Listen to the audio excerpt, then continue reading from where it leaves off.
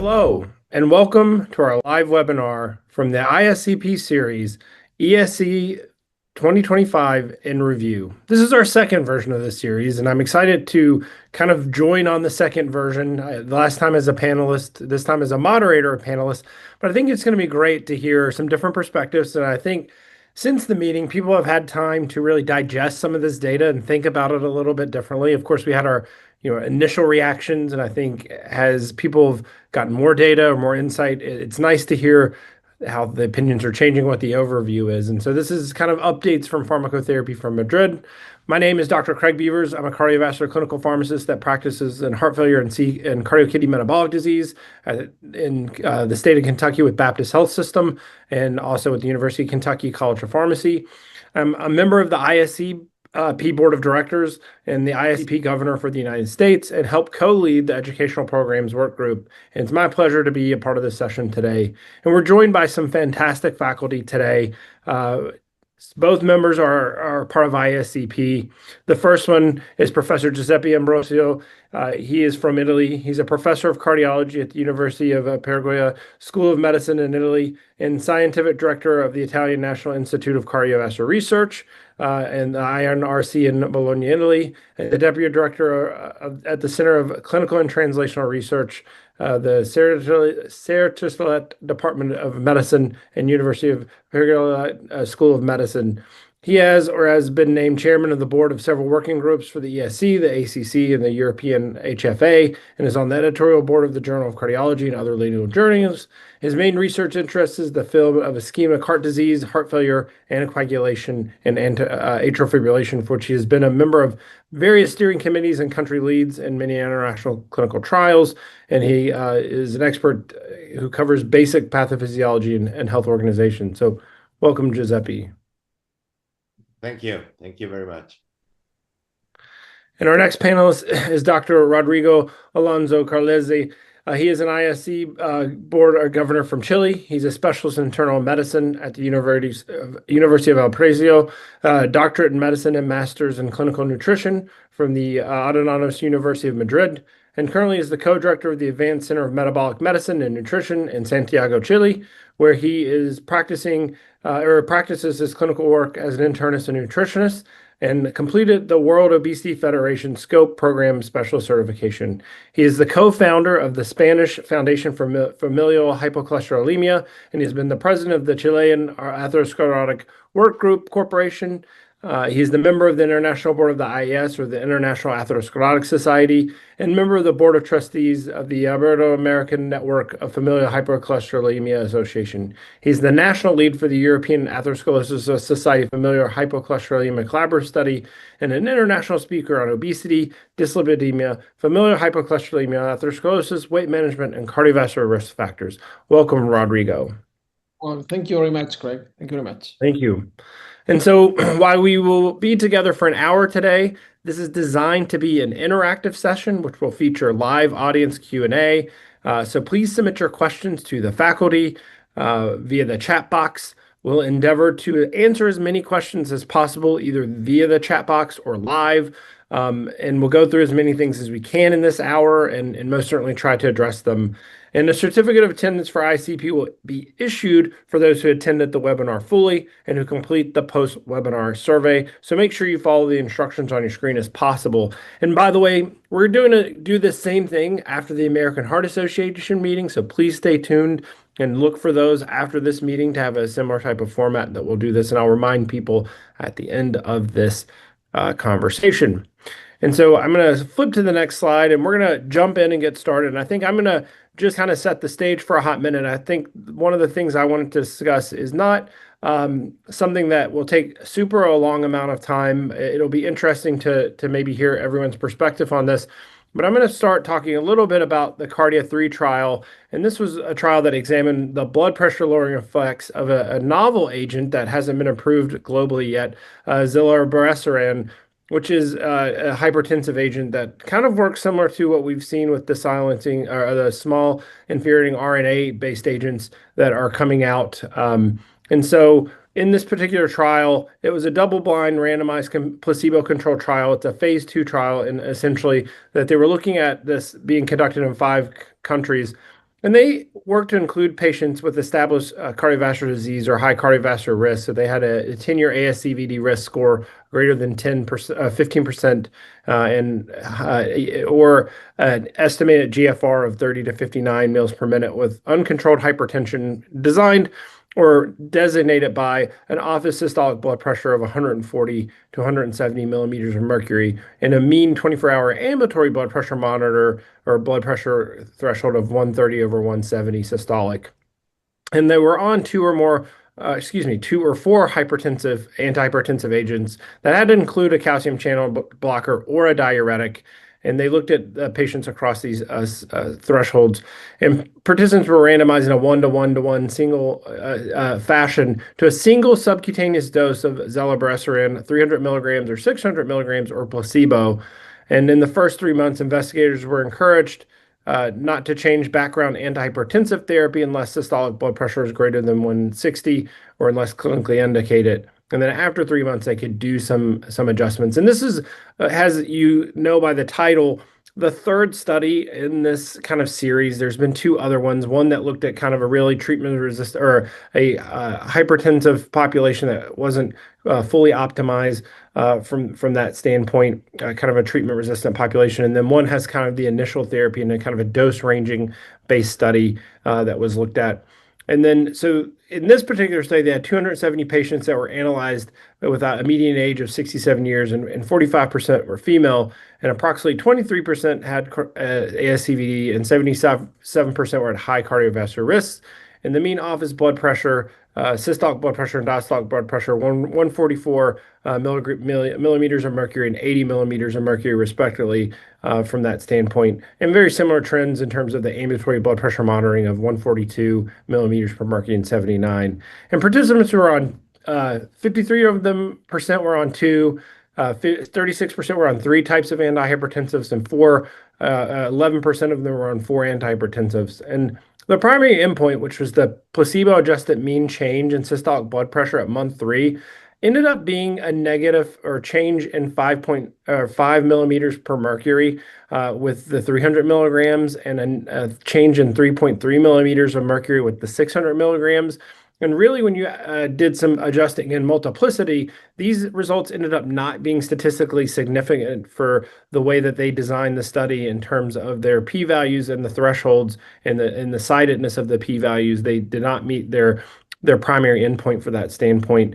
But then at a 6-month period, which was not a part of their primary endpoint, the systolic blood pressure remained kind of lowered at a negative or a change of 3.9 millimeters per mercury in the 300 milligram arm and the 3.6 millimeter mercuries in the 600 milligram arm. And you can kind of see that the trend or the change over time kind of persisted from that standpoint. What was interesting, though, is that patients who had been receiving a diuretic with a systolic blood pressure greater than 140 millimeters of mercury at baseline actually saw a more dramatic reduction in their blood pressure, and that was almost about a 10-fold different or 10 millimeter mercury difference at month 3 during this time. And for the most part, this agent, like we've seen with a lot of these small interfering RNA based agents, that the adverse event profile was very mild or moderate. There was some hyperkalemia, some kidney dysfunction, and a little bit of hypotension, and of course, injection site reactions that we've seen with these agents. So I'll kind of open this up to the floor. If you weren't aware that why they didn't meet their primary endpoint, the group that is developing this agent has decided to move into a large cardiovascular outcomes trial from that perspective. And so just to kind of hear from the panel, I think there's a lot of exciting potential with an agent like this, especially given adherence issues in that standpoint. But what were your thoughts, or what do you think, or look forward or look towards the future in terms of who this population may be and what this may look like? And of course, I know we have to wait for the CVOT, but what is everyone's thought about this agent or this class of agents? You talking to us? Yes, I was opening up to you. If you had, I have just one quick comment that has to do with the design of the trial, and this you just pointed out the different results in the patients who were taking diuretics. Yeah. The comment regarding the trial design has to do with the fact that, as far as I remember, virtually all previous trials, particularly those with the renal denervation, always considered that all patients had to have still elevated blood pressure level, despite, the several drugs you mentioned, including diuretics. Sure. Which is not the case here. So the first question is whether there's actually two different phenotypes of patients, those who still are hypertensives without diuretics, as opposed to those who are taking diuretics. So that's an issue of difference in patients. The other thing is whether the mechanism of action has something to do with the background therapy on board. So perhaps the fact that they were taking the diuretics was a stimulus to the renin-angiotensin-aldosterone pathway, and therefore this novel compound had more room to be effective in those patients. Sure. Absolutely. And real quick, just a side note, not related to the trial. Some presenters have slides and some do not. Not every person has slides. So you may not see slides for every trial that we're discussing during this particular juncture. So just kind of be aware for that. And we'll make note and you'll see when the slides are. Rodrigo, you're often looking at patients with high cardiovascular risk. I mean, we all are. So when you think, the CVOT that's being designed, what, and kind of maybe what Giuseppe's alluded to, what phenotypes are you thinking about potentially that if this CVOT is positive, what are you thinking as this kind of like, these are the people I'm looking towards, maybe looking at this from a standpoint? Yeah, well, in this, if you see that, if you read the trial of the cardiac 3, there were high cardiovascular risk patients, and with, I think it was on top of 4 different medications for hypertension, and they were not controlled. But I'm not sure if they were considered resistant hypertensive patients or not in this specific trial. I have to, say that I'm not a specialist in hypertension. Sure, no worries. And they would have been considered resistant in some cases or most cases. Some cases, yeah. So, what I think that when you see this kind of medications, of new medications, all of these RNA-based medications, silencing, gene silencing medication, is one of the focus is to improve adherence, because you can introduce every 6 months or every year. This is one of the aspects that it is interesting, because when you take 4 or 5 pills for, in this case, hypertension, or can be for lipids, the adherence is not very good. So this is, we would like that, the trials, the results were positive. But I learned something many years ago, I'm not sure if this is still continuing, that any millimeter of mercury you reduce in a high-risk patient is good for the patient. Sure, absolutely, and that is definitely held true. It was not positive, the result, but it doesn't mean that if it is, if we will have it in the future, if we will use or not, because it will have, a role in the treatment of hypertension. Absolutely, so I think to choose and select very well the patients. Yeah. Sure, no, absolutely, and I think it'll be interesting to see that. The question became, though, they're doing a CVOT versus doing, a larger phase 3, and what does that look like from that standpoint? But we'll see as it develops. So I'm going to pause on this one. I know we have a lot to discuss, so I'm going to go ahead and turn it over. Now, we will have slides for this section to Dr. Giuseppe Imbrosio, and he's going to talk about the DAPA-Act HF-TIMI trial. I think what's interesting in this, and I tell people, or as you think about this, you're like, another SGLT2 study, right? Or what is the difference between this and all the other ones that we're seeing, and how do we get there? But I think there is a lot to glean from this data, and I would love to hear your perspective on this. So, okay, well, thank you very much. Once again, welcome everybody who are listening to this presentation. I'm grateful to the Cardiovascular Pharmacotherapy Society for this opportunity to share with you my thoughts about 2 topics, and we're going to discuss one now and maybe the second one at the end of the talks. And I purposely chose those issues because to me, they look like important clinical trials, but they deserve to be looked upon on greater details, as we were recommending before starting this webinar. The usual clinical trials typically end up with a one-line sentence that says, this trial did meet its pre-specified outcome or not. And that would be, in either case, the end of the story for most listeners or readers. Now, this time I picked up two trials that actually get mixed results, and which is interesting because they deserve to be looked upon, as I said, in a greater details. And at the same time, they put forward some questions for future developments and understanding. So the first one is this DAPA-Act. That's basically has to do with the early initiation of SGLT2 inhibitor dapagliflozin in acute heart failure patients while they were hospitalized. What was the reason for doing this? We have a vast number of positive trials with dapagliflozin in various issues and various patients with heart failure, but most of them were stable patients treated as outpatients. Now, these are hospitalized patients who were hospitalized because of an acute event, and the initiation of therapy was quite early before discharge.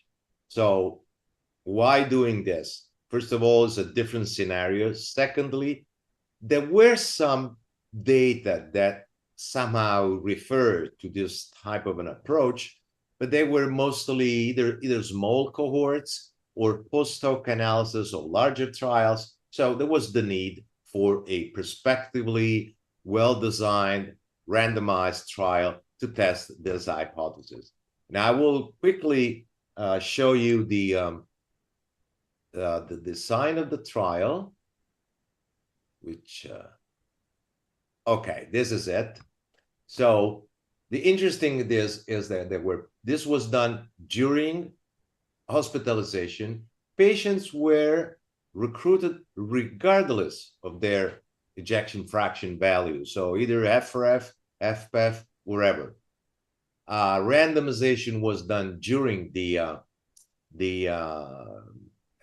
hospital stay, and that now I'm just going to show you two things that we will be commenting on later. So first of all, the duration of follow-up was very short, just 60 days, 2 months at most. And the key entry among the key entry criteria, in addition to the ones you would have expected for the definition of acute heart failure, there need to be signs or symptoms of fluid overload in these patients. This is something to keep in mind because it may have influenced the results.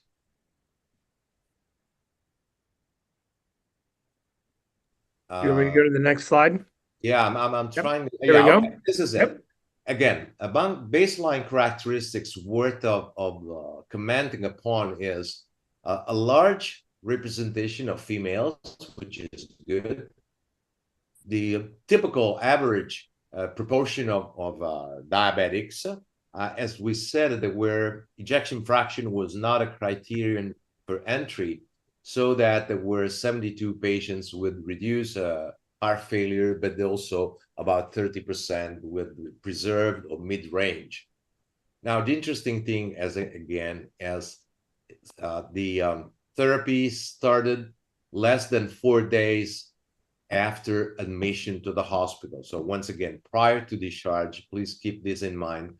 And medication, background medication, is also important to comment because it was pretty much good in line with guideline-directed medical therapy. So a large proportion of patients were on beta blocker, a reasonably high proportion with RAS inhibitors, one molecule or the other, almost 50% on mineralocorticoid receptor antagonist, which was good. This is at randomization, and of course it was kept or slightly improved on discharge. So what's the story? If we look at p-values it was a bit dismaying. So primary endpoint combined the cardiovascular death or worsening heart failure. That was a numerical trend for DAPA being more effective, but that did not reach statistical significance. Same goes if we look separately at the two component of the endpoint, which is cardiovascular death, and on the right-hand side, worsening heart failure event. So at face value, this is a negative study. Now, what lessons can we learn from this? Well, one thing I want to just start pointing your attention to is the onset of action. You will see for the first month, apparently nothing happened. And then the two curves substantially diverge. This is something important, at least in my opinion, in my mind, to comment upon for two reasons. First of all, it's clear that with only 60 days of follow-up, an effect that is seen between day 30 and 60, it's unlikely to become significant unless perhaps follow-up has been substantially prolonged. But that was not the case in this trial. So that leaves a big question mark. What would have happened had follow-up been prolonged substantially? The other interesting thing is actually the lack of an effect for the first month. We are used to see that all previous trials on stable patients, however, with the various molecules of SGLT2 inhibitors started to diverge very early. Within a couple of weeks or even less, there could already be evident a difference. Sometimes it was not significant, but the curves clearly started to diverge immediately upon initiation of therapy. Whereas in this case, as you will see, they're absolutely superimposable for the first month. Why is this? We don't know. But that's something that tells us that evidently the acute heart failure patients who's being hospitalized, it's a different breed from the outpatient, stable outpatient.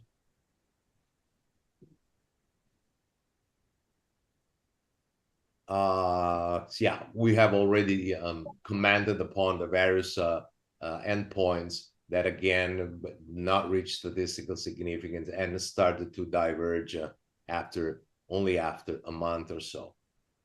So what these authors did to understand a bit more whether there is indeed a benefit of starting early is combining their data in a pre-specified meta-analysis of previous trials in which there were some patients that started early. And interesting, either in the Impulse or Soloist, which uses two different molecules, empagliflozin or the Soloist, it was the semaglutide. The effect was identical. So there was a clear trend that became significant, combined all data together, both for the combined cardiovascular death or worsening heart failure, and same for all-cause mortality. So that is a bit encouraging in the sense that perhaps it could be useful, of benefit to start early. Of course, this is just proof of concept, but it's reassuring, also combined with the safety data that I'm not going to show you, but they basically, as we have expected, tell us that these drugs are very well tolerated. So to comment, finally, the good news is that the good side is that this was a large sample-sized trial, unless previous ones. There was a good percentage of women. We also have data on both heart FPEF as well as de novo patients, because all of them had been hospitalized for an acute event, and that roughly 50% was de novo heart failure, whereas the other 50% were patients in whom there was a reoccurrence of a heart failure, rehospitalization for heart failures. Also on the good side, there was the large uptake of good guidelines-directed medical therapy, and as I mentioned, it was safe and well tolerated in these patients. However, did not reduce significantly the risk of cardiovascular death or worsening heart failure. And I'd like to show you this slide to recapitulate the main differences with previous trials that might partly explain this. So this is the DAPA-Act HEF. You see study month duration only 2 months compared to years for previous trials. And also another interesting thing is that things have evolved over time. By the time these earlier trials were started, now overall therapy has changed. This particular trial, as we said, has a much larger proportion of patients who were already on guideline-directed medical therapy, according to what we know these days, which was not the case for the previous trials. And because of this, the event rate, even the placebo arm, was much lower than previously, which means fewer room to show a benefit for these new drugs, and perhaps, once again, need for a longer follow-up to show this numerical difference between 10 and 13% or so. And with that, I will leave it open to the floor and the discussion. Yeah, and just to add, I think there was a lot of not angst after this was presented, but I mean, I think that then there was the subsequent, meta-analyses or review that included all this data and really still showed a positive picture for SGLT2s across the board. I love how you presented out some of the differences in some of the trials. To your point, it's definitely a shorter turnaround time, and then clearly the placebo arm was, in a similar risk as the treatment arm. So what is your take? I think the big message for me in some of these trials is and how I think about this is I feel I believe SGLT2s, right? There's no reason not to believe that they are not doing what they need to do from whatever the standpoint. I think the bigger thing that I take away from something like this is it continues to prove that it is safe to not wait to put these therapies on board, right? Despite the not seeing the mortality benefit in this trial, and to your point, there's some definitely things about how maybe they enrolled or enriched or what that looks like, and it's a smaller trial relatively to some expense. But I think the messaging that is very consistent and is very clear is that it is okay to feel confident to start these patients on earlier, which actually has a larger benefit because then they were more adherent in those types of things. And so I think that's my big thing to take away from this. I did not leave the trial going, this is not a good trial or this doesn't mean anything. I left it like, okay, this is still going to maybe make me feel even more confident. And I was already confident in this, but about starting it in an acute decompensation or a period like that. So I don't know what your thoughts are or what I agree with you totally. I agree with you. I think that these are very good medications, and have been demonstrated the benefit in heart failure with the previous trials.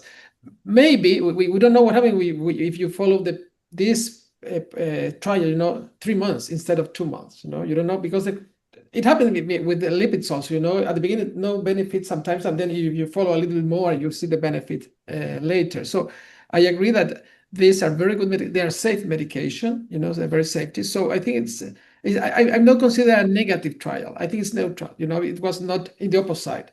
We see the divergence, but it was not significant. But it was in the right way. The less with dapagliflozin and more with placebo. So I think it's agree. Yeah, if I may add one other commentary, I just mentioned this briefly at the beginning when I described the design of the trial. I think that the main takeaway, as you said, is that, well, yeah, these are it. First of all, it seems to be a class effect. Correct. And the meta-analysis data reinforce this message. Second issue is that these drugs are safe and well tolerated.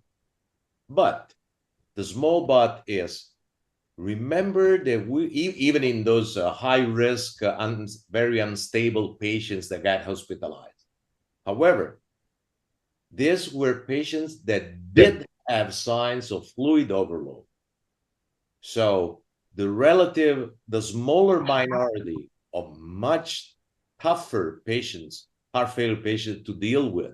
So the dry patients may not be a good candidates for starting this therapy at the very early phase of their hospitalization. True. Also, because as you all well know, of the transient effect on kidney function that could deteriorate over the initial days. And if you combine this with a situation of a dry patient, so the patient that might not even tolerate diuretics and so on, maybe you don't want to get started with these drugs for that specific category of patients. Agreed. And I think it just, again, once they are stable, or once you get to that point, the bigger thing is don't delay if they're not on them, or when they're leaving, don't delay getting them on when they get to that point. All right, this has been great. So we're going to transition, I think, to Rodrigo. I think he is, let's see. There we go. He is going to provide us all things. If you weren't aware or didn't get to see that at ESC, lots of changes to the European Society of Guidelines for the management of dyslipidemia, which I'm very excited to. Well, I've read some of this, but excited to hear his perspective on this because, if you're from the States or you're aware in the States, we're in the process of updating or redoing our hyperlipidemia guidelines from the standpoint. So I'm excited to see what maybe we can expect in the United States. And obviously, there's a lot of new agents being developed in this area. So, Rodrigo, I'll let you jump in. Yes, thank you very much again for the society for this opportunity. And I will summarize in these 10, 12 minutes, what's new in this. These are not full guidelines. This is an interim analysis of the last trials, randomized trials, meta-analysis, and some epidemiological studies that have been published since 2019 until March 2025. So it's, maybe some of these publications can have an impact in clinical practice, and this is the necessity to have this update until the next full publication is finished, And the task force, has considered that there are changes or in the recommendations, or at least a revision of the recommendation in at least 8 topics that are here shown in this slide. One is an updated cardiovascular risk estimation for primary prevention, meaning in person without cardiovascular disease, non-cardiovascular disease, some novelties in LDL cholesterol lowering therapies, an important concept, the early initiation of lipid lowering therapy during the index hospitalization for an acute coronary syndrome, interesting topics about Lp(a), what happened with hypertriglyceridemia, and very interesting also the statin therapy in primary prevention in people living with HIV, or in patients with cancer, and anthracycline-based therapy with chemotherapy, that can have these problems with the heart. And finally, something related to dietary supplements. So I will summarize this. Let's move for the first one. It's this, let me see. Yeah, okay. So the risk stratification, we have to move, sorry, from the old algorithm, the SCORE, to SCORE 2 and SCORE 2 older people. So we are measuring now the 10-year risk of fatal and non-fatal atherosclerotic cardiovascular disease. Remember that SCORE was only for fatal cardiovascular disease. Now we move to morbidity and mortality. And also what it is important is that the SCORE 2 OP moved from 70 to 89 years old. So we have the spectrum from 40 years old to SCORE 2 until 70, and from 70 to 89, the SCORE 2 older people. And also what it is important is that total cholesterol is not used for the risk stratification. We have to move to non-HDL cholesterol. It's a measurement of all atherogenic lipoproteins. meaning that it's LDL cholesterol, Lp(a), and all these lipoprotein-rich, triglyceride-rich lipoproteins included in this concept for the risk estimation. And we also have to take into account what they call the risk modifier. That means these clinical variables or determinants that can refine the risk, and also can have some can help you to take when you have around to take the decision to treat or not to treat a patient. You say, oh, well, treat or not. This always happens, when you see a postmenopausal woman with a very high HDL and also a very high LDL, and you say, well, the risk is not so high if you use any algorithm, but the LDL is very high to treat or not to treat. So these are the risk modifier. You have the family history, ethnicity, obesity, sleep apnea, HIV, all in women, very important, preeclampsia or all of these hypertensive problems during pregnancy, and also some biomarkers like high sensitive CRP or Lp(a). So this we have to take into account this because it can make a difference, in treatment and intensity of treatment, because you can up the risk in some patients.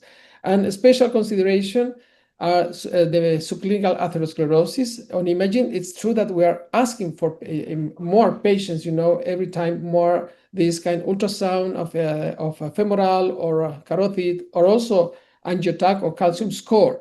So we are observing every time more patients with subclinical atherosclerosis. And this is important, for the burden of disease, because also can change the classification of risk. And of course, lipoprotein A, the value is over 50 milligram deciliters in mass when you measure in mass. And it's I remember it was 120, but they say 105 now, nanomoles liters.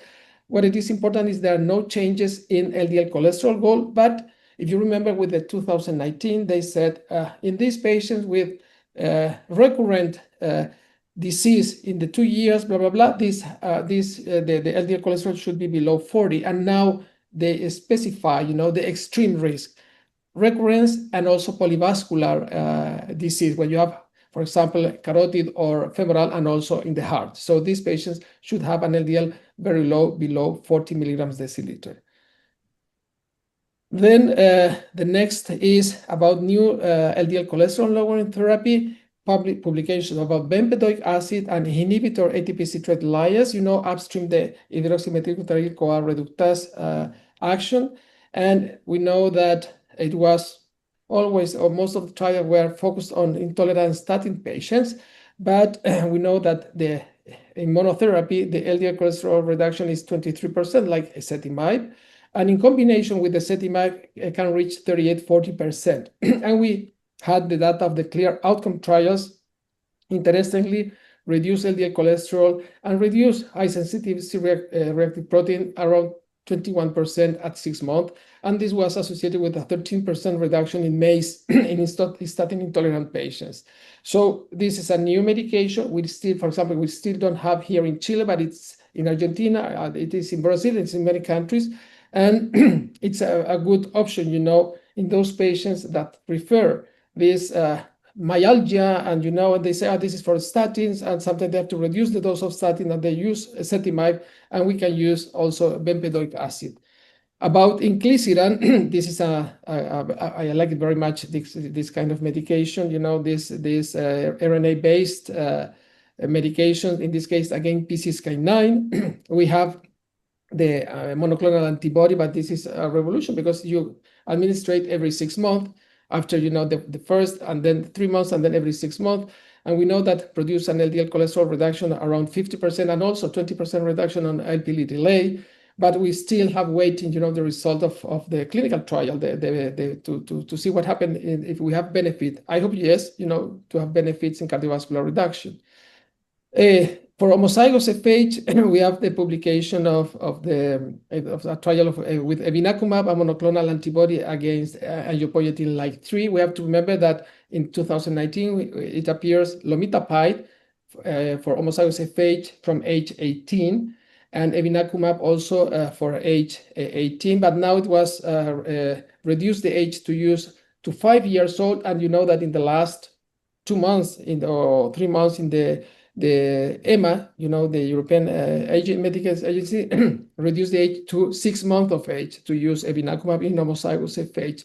So this is the evidence, but we have these two medications. It was lomitabide in this update doesn't appear, but it was in the first, and we still have these medications.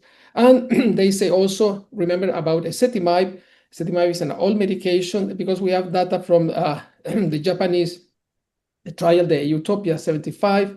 Older people, that in the absence of statin, the use of ezetimibe reduce LDL cholesterol and reduce risk. Then what happened about early lipid-lowering therapy during hospitalization? There are 3 interesting trials. 2 are imaging, Huygens and Pacman-Amy, with evolocumab, alirocumab. It's an imaging study. They showed that the use of evolocumab and alirocumab very early, reduce the plaque of the burden of disease of atherosclerotic coronary disease, reduce the lipid content and produce more fibrosis. And also we have this very interesting data from this Swedish registry showing that if you use very early the combination of statin plus ezetimibe, the risk is reduced, after 6 months. So we have to go in this population very, very in a hurry, to reduce risk. So the sooner, the lower, the better in this population. About Lp(a), it is confirmed that Lp(a) is an independent causal factor for atherosclerotic cardiovascular disease and aortic valve stenosis. Reaffirmed the concept that you have to measure at least once in adults, and preferred, with a system that measured in nanomole per liter, and tried to not to use we use. They say we have to try to not to use this conversion factor. And consider as a risk enhancing factor, here you have the class of recommendation and the level of evidence when it is over 50 milligram deciliter or 105 nanomole liter. We have new medications that are running the trials, that reduce Lp(a) over 80%, around 80 to 100%, based in RNA-based therapy, but we still have waiting the data, the clinical benefit of reducing Lp(a). I think we will have very soon, data from with pelacarsen. So we will see. I hope also that the results is positive, because we have to measure every time more Lp(a). I know that in some countries in Europe it is available, in the US, but here, for example, in Chile, it is not available. You can ask, but it is performed only in few private clinics, and you have to pay. Here it's not very cheap. So we have to think and change, here, at least in the country. About hypertriglyceridemia. In our country, in Chile, 45%, if you see the last health survey, it was many years ago, but it was 45% of the population over 15 years old have high triglycerides. So this is a big problem here, more than high cholesterol. But we have understood that, what is the important, that hypertriglycerides are still a risk factor. They are still a risk factor in patients also taking statins or in primary prevention. But we know that statins remain the first line of therapy to reduce cardiovascular risk, especially in high-risk patients with high triglycerides. We have the data from the previous 5 trials that showed a benefit only in those with atherogenic dyslipidemia, not in the whole trial. And we were also waiting, what happened with pemafibrate in the prominent trial, but also did not reduce the MACE. So I think that fibrates is not a finished story yet, because there are some benefits that have been published with fenofibrate, with the retin and also with arterial peripheral disease. About omega-3, we have to know that the combination EPA-DHA do not demonstrate benefit in cardiovascular benefit. The only omega-3 that demonstrate the benefit is icosapentaethyl, in the reduced trial, and this showed the benefit. And this is important because what we have here, at least in South America, at least in Chile, are these supplements with combination of EPA-DHA. And we have to say, well, you can take this, you can reduce your triglyceride, but you will not have any benefit in your heart. And finally, about this silencing gene therapy, ASO-ApoC3 for volanesorsen. This we have in the country. Think about this. And for familial chylomicronemia syndrome, they reduce more than 70% the triglyceride levels, and reducing a meta-analysis the risk of acute pancreatitis. So this is a very good option for this. It's a very expensive medication, but it's available here. And there are many, and they are of course running many trials against angiopoietin like 3, also an ApoC3 small interference RNA to reduce also triglyceride-rich lipoproteins. And so we have to wait these trials. And let's see the next one, and this is the last one. About primary prevention patients living with HIV. We know that HIV is a condition that increases the cardiovascular risk compared to general population, and maybe the risk is underestimated using, the previous algorithm. We have the REPRIVE trial that was published 2 years ago. People living with HIV with low and moderate risk in primary prevention. The use of pitavastatin 4 milligrams reduced 35% the risk of MACE versus placebo, and was similar in men and women. So we don't have pitavastatin here. We have atorvastatin, rosuvastatin in monotherapy. So what they say is, well, consider statin based on potential drug interaction just in case. And also ezetimibe and PCSK9 inhibitor have shown similar efficacy in reduction, LDL cholesterol in HIV patients, but also in the general population. So there are options, but we don't have, demonstration that they reduce the risk, but maybe they will do it. In patients with cancer and high risk of chemotherapy-related cardiovascular toxicity, mainly heart failure, in patients with anthracycline, it's up to 30%. There have been published 4 randomized clinical trials evaluating cardioprotection of statin in patients with ABT with mixed result. But the most important was TOP-CA with atorvastatin, showing that reduced the risk of cardiac dysfunction. This is the class 2A and B, the level of evidence. So what they say is you have to think about using statin, in these patients because they have the high risk of heart failure. And about dietary supplements, and I like this very much, because we are bombarded by many supplements, saying that they do all of the benefits and they save lives and whatever. And they said, well, dietary supplements or vitamins without documented safety and significant LDL cholesterol lowering efficacy are not recommended to lower the risk of cardiovascular disease. We have, for example, these stanols, vegetal stanols, that have demonstrated a reduction in LDL cholesterol, significant reduction, not very much, but it's 10%. And also they are safe. We can use this, yes, but they will never replace the use of statins in case of high-risk patients. So this has been, the most important topics, that have been reviewed, and in some cases changes the level of recommendation in the last or interim analysis of this focused update 2025 guidelines. How exciting. I would tell you there's a lot to decompress here, and I'll be efficient because I want to get to the conversation that we have with this other trial. But, to your point, one thing about dietary supplements, I always tell patients, in fact, I had this conversation in clinic the other day. Someone was asking me about this, and I was like, I'm going to tell you there is no data that shows they are going to be of benefit, and not that they are harmful. And obviously, if you're nutritionally deficient, that's a completely different conversation. But I always tell people in terms of easing your regimen, so you'll take the things that we know work, trying to decrease the polypharmacy and doing it from that standpoint. And to your point, I was involved in the guideline for the National Health Institutes in the United States to do the primary prevention HIV data. And we kind of, obviously we do have pivastatin here and kind of recognize that, but also recognize that in places globally that don't have access to it, doing exactly what you alluded to in terms of statin therapy. And then as Doreen was putting in there, what are people doing with LP(a)? We currently don't have agents out and available. There's some off-label use for PCSK9 inhibitors in theory, if they have those risk or compelling indications. But I think, the world of hyperlipidemia, I think, is going to continue to evolve because, again, as we have other agents that target, for example, like you're talking about triglycerides or other mechanistic components, that it's going to be important to think through and work through this process and really what is the cumulative risk. And then obviously we're going to have oral PCSK9 inhibitors potentially coming down the pike as well.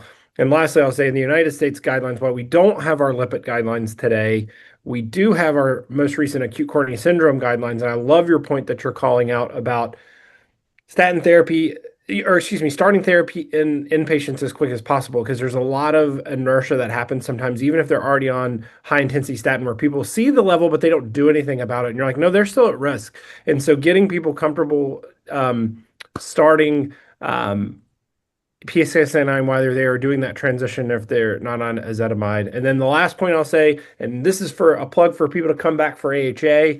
We obviously got the primary prevention data from evolocumab that's going to be released at that trial, and we clearly see that it met its top line outcomes, and so that'll be for another day, right, Rodrigo, to talk about that set of data. So. Yeah, yeah, great. I would like to ask you one question because it's very interesting. When we had the last guidelines, the guidelines before, usually Europe, they use targets, LDL cholesterol targets, Sure. and the US, they take off the targets a long time ago. What do you think they will come back again? I like targets, I like Yeah, so to have to this, be we very have clear, I actually like try the to, European version, and we've gotten a little bit back towards targets. I wouldn't say that, now they say like you have to get to yeah. 70 or 50 or less. Like, so to me, that's a target again, even though the key is they want to make sure that you've hit that reduction, because if you're not hitting the reduction, then you're clearly not going to meet that target. I will tell you, we've moved back in that direction essentially from that standpoint. I suspect that you'll see, of course, the thing that is going to be a little bit different for the United States, I suspect, and it'll be interesting to see, is we are clearly moving towards the prevent score. That's going to be probably our score that we use in the ASCVD piece. I'm curious how they're going to handle that in the lipid component, if they're going to let you choose which score, as long as you're looking at a 10-year risk, and what those thresholds will be. That's the part, that I'm waiting to see how that's going to be.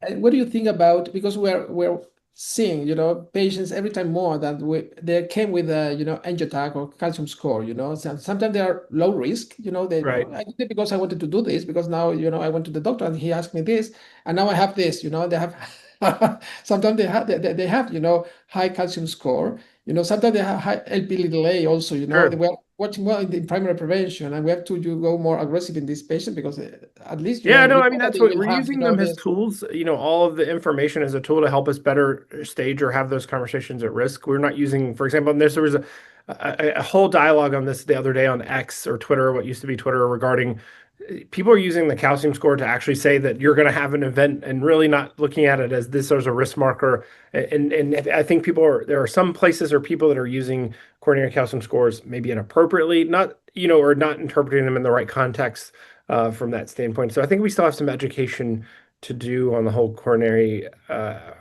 calcium, already calcium scoring. So I'm going to pause there. A lot to discuss. I definitely want to spend some time with Vericiguat and hear Giuseppe, and this will be the last thing we talk about. So I'm going to go to the slides, Lourdes.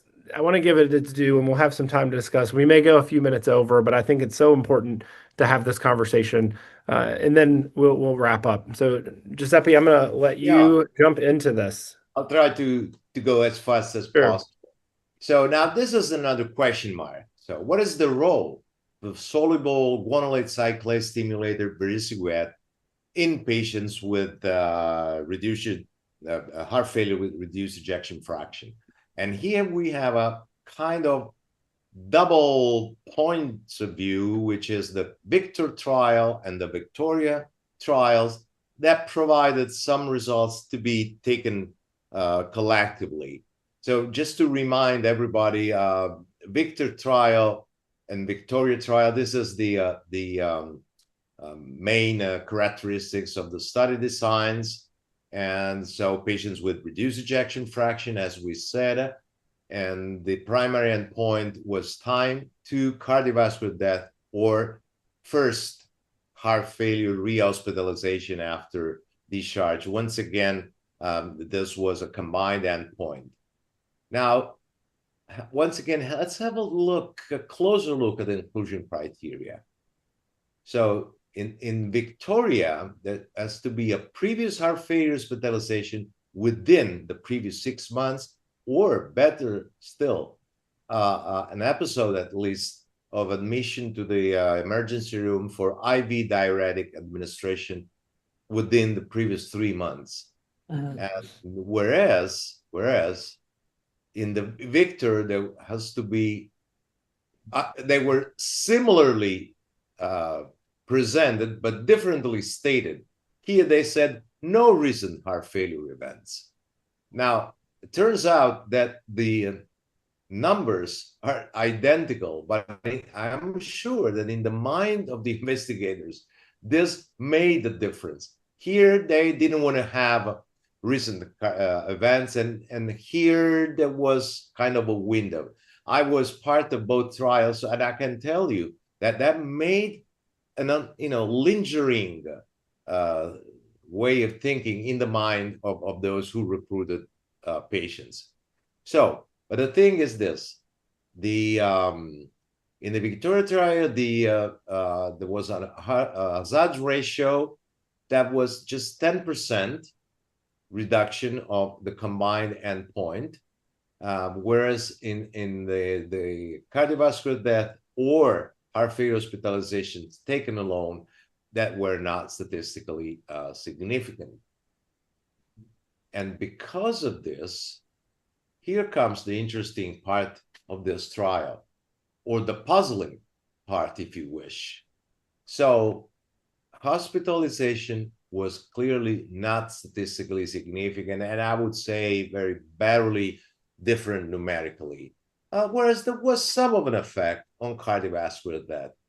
So that if you combine the two secondary endpoints into the primary endpoints of combined hospitalization or death, there was no longer a significance, statistical significance. So what's the story here?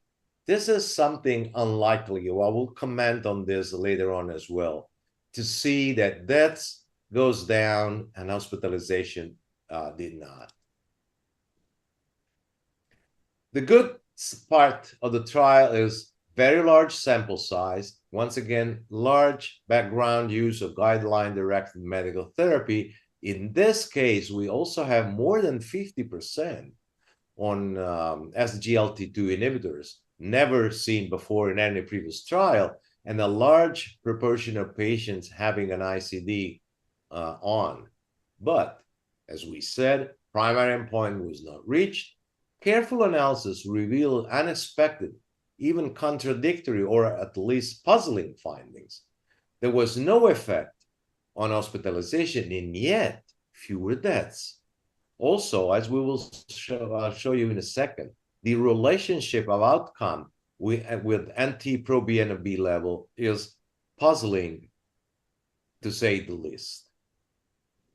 So I borrowed this statement from John McMurray that says, I do not think we have never seen another treatment that reduces death to a greater extent than hospitalization. So how's that? It is unprecedented and unexplained, John commented. So how could that happen? We used to see, not just by way of logical reasoning, but just confronting all major previous heart failure trial, that hospitalizations always were more reduced than death in every single earlier trials, with the only exception of this Victor trial that goes appreciably clearly in the opposite direction. No clear explanation, as I said, but it's worth reasoning what it's behind this. And here comes also part of the story. The relationship between BNP and outcome is also different from what we would have expected and seen from previous trials, and it might provide some hint to explain the results. So if we take just, for example, paradigm trial, you will see that there is an obvious effect that goes basically regardless. It's a positive benefit, regardless of baseline BNP levels. And here is apparently this strange phenomenon that the benefits are lost with higher BNP level. Now, this is interesting and worth commenting on for two reasons. First of all, the obvious difference with respect to previous trials, but also, in a sense, it's counterintuitive, Because you would expect to see that vericiguat, which remember is supposed to be given on top of the 4 pillars of therapy to quote unquote sicker patients, right? So you would expect that those patients with higher BNP level are the sickest ones, those in whom this addition of a 5th drug would be more quote unquote logical, and in which you would expect to see more room for a benefit just because they were sicker. But instead, it's the other way around. So how that could be? My tentative interpretation is this. First of all, even though this is the 5th pillar, and variance with what we have just seen before with the SGLT2 trial and mentioned it, now we're dealing with outpatients. Outpatients that definitely are more stable than inpatients, but in this particular case, they were quite very stable because no previous hospitalization since 6 months, no recent administration of IV diuretics. So quite very stable patients. Not just that. If you go look into the data, you will see that there was little congestion in these patients. Once again, at variance with the DAPA trial I just showed you. And they were largely treated with guideline-directed medical therapy. So not much room for a newer, stronger, if you will, drug in this stable population. Then why there was no reduction of death? It's just a play of chance? Or is this a peculiar patient population, just as I was pointing out to you? These are very well-treated and stable patients. There is another thing that has to do with the science of running clinical trials. It has nothing to do with medicine. Is it possible, being this a trial that has been conducted on many countries across the world, including a large number of Eastern countries or third world countries, that could be a higher quote-unquote threshold for hospitalization in some countries. So we don't see any increase and consequently no effect on heart failure hospitalization, just because in many countries those patients did not get hospitalized. So the endpoint is falsely affected by the lack of hospitalization in some countries. Bear in mind also, mind you, that the study was run at a time of COVID pandemic, which reduces the likelihood for hospitalization for a number of diseases, most beds being refitted to accommodate COVID patients. So maybe there was an effect that reduced hospitalization just because lack of resources. And then the final comment is the negative, strangely negative interaction between vericiguat treatment and outcome. And now my question that I have no explanations, of course, but I'm toying with this idea is that please remember that BNP is not just a marker of cardiac dysfunction, is also a bioactive endogenous molecule that, guess what, goes to stimulate cyclic GMP pathway. Very much alike the vericiguat. Now, the only difference is that vericiguat has been designed to stimulate the soluble pathway of guanylate cyclase production of cyclic GMP, whereas BNP are thought to mostly stimulate the particulate form of guanylate cyclase. But honestly, I don't think this could make much of a difference at the end of the road. So the thing is, a high level of BNP, beside being a marker of poorer LV function, are also telling us that the endogenous cyclic GMP pathway is already being stimulated by the endogenous GMP. And therefore, if you add another stimulator on top of being vericiguat, you don't have much further benefit just because you were exploiting the cyclic GMP pathway at its fullest extent. That's my take. Yeah. And so just real quickly, I know we're running out of time. I think my assessment of this, and it has changed, is obviously, death is death is death. Like death's such a hard endpoint, right? And I know they pre-specified and powered for that process of death, even though it was not necessarily their whole primary endpoint. But I will tell you, and to your point about heart failure hospitalizations, and I think there's a viewpoint in the European Journal, or European Heart Journal this week about the problem with heart failure hospitalizations has an endpoint, right? There's subjectivity to it, to your point about thresholds. And I think they even did a subsequent analysis that if they included things like urgent visits, et cetera, that I think it moved closer to being even more statistically significant to that standpoint. So I think there could be a trial design thing to that standpoint. Of course, to your point, we have seen COVID destroy or impact so many trials that have been a thing. So my question to you, Giuseppe, obviously I agree with you. These are every vericiguat trial I've seen, like these are very well managed patients. Like these are not the patients I'm always seeing, right, that are on all these therapies.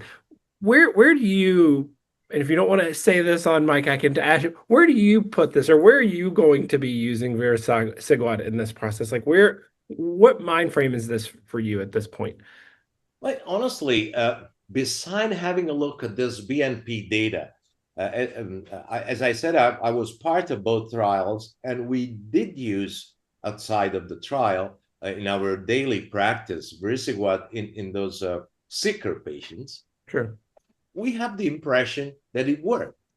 But that makes me think whether then, once again, talking about phenotypes, that could be further different phenotypes among the sickest heart failure patients, those who have, we never paid attention to that, though they're trying to relate the effects to the BNP level. So it could be that there is a sub-fraction of sick patients that do not have so much high BNP levels, meaning that their endogenous pathway is not fully operational, and that they may take advantage by an extra boost via vericiguat. And these are the ones that we saw.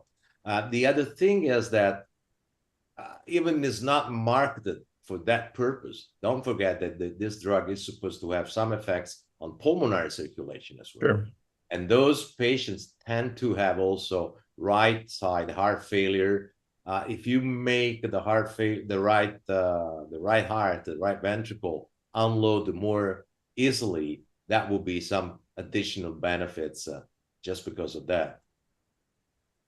So no, you're a very good point. I think this is, I definitely think I've gotten to the point I believe that the vericiguat has a role. It used to be, I was like, I don't know when I'm going to use this, because again, you took the Victoria trial, and I'm like, they had patients at discharge that were on almost everything or very well managed. And I'm like, we haven't even gotten patients to get on those things yet, right? And so forth. But now you see this whole death signal, and I'm like, even after the trial came out, I was a little skeptical, but as I've digested it more, I'm like, there probably are folks that I would, to your point about BNP and putting it on there, that I would most certainly consider that I haven't. So this has been, I hate that we ran out of time, because I have so many questions and things to go for all of you. We had another trial to get to, but we're just going to have to save that for another day and do that. But I really do appreciate everyone taking the time to be here. I appreciate Rodrigo and Giuseppe, thank you for being here and sharing your wisdom and knowledge for this standpoint. And I'm afraid that's all we got today. Again, we're going to try to do this again after AHA a couple times after the late-breaking trials. And I remind you that today's recording will be shortly available and on demand on the website. So please consider joining ISCP to watch this and all other content that we have in our library. You can scan the QR code that will go up on the screen, our links. And at the end, you'll get a feedback survey as well, and it will only take you a minute to fill that out.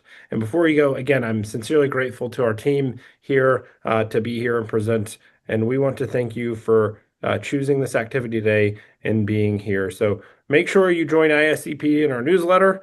And I thank you all, and we'll be in touch. Thank you all for being here. So Thank you very much. Bye-bye.